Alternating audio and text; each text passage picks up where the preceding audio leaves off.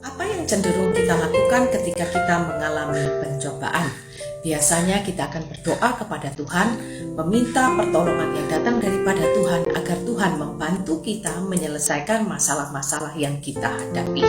Tetapi hari ini kita belajar dari doa seorang Daud, di mana Daud pun juga mengalami pencobaan, tetapi doanya kepada Tuhan adalah doa yang luar biasa. Daud berkata kepada Tuhan, "Awasilah mulutku ya Tuhan, berjagalah pada pintu bibirku." Itu adalah doa yang Daud utarakan kepada Tuhan pada waktu dia mengalami pencobaan. Daud sadar betapa dia sebagai manusia itu begitu rapuh.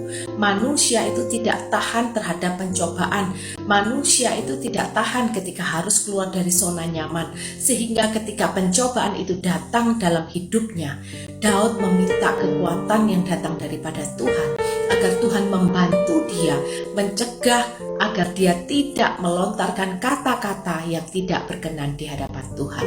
Daud tahu benar bahwa memang manusia itu mudah sekali untuk menggerutu, mudah sekali untuk protes, mudah sekali untuk bersungut-sungut, sama seperti yang dilakukan oleh bangsa Israel.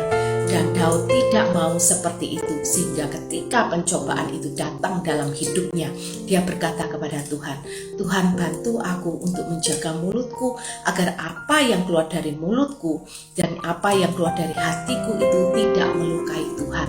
Daud tahu benar dia tidak mau mendatangkan masalah baru di dalam kehidupannya, yaitu ketika dia bersungut-sungut, ketika dia marah kepada Tuhan, itu adalah mendatangkan masalah baru di dalam hidupnya.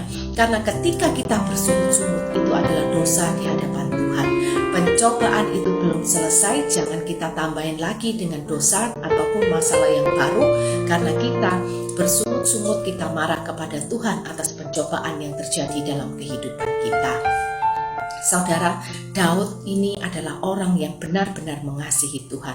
Yang dia lakukan ketika dia berdoa kepada Tuhan, ketika pencobaan itu datang, dia tidak terfokus kepada dirinya sendiri, dia tidak fokus kepada kenyamanan dirinya, bagaimana dia bisa melalui pencobaan itu, bagaimana pencobaan itu tetap selesai, tetapi dia fokus kepada Tuhan di dalam pencobaan, di dalam masa senang, di dalam masa bahagia, dalam masa sukar, dalam masa apapun yang terjadi dalam hidupnya.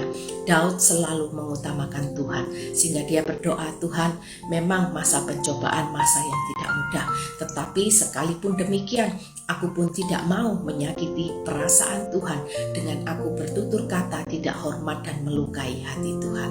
Saudara, yuk kita belajar sama-sama seperti Daud, bagaimana mengasihi Tuhan dengan benar seperti Daud ini mengasihi Tuhan. Tuhan Yesus memberkati.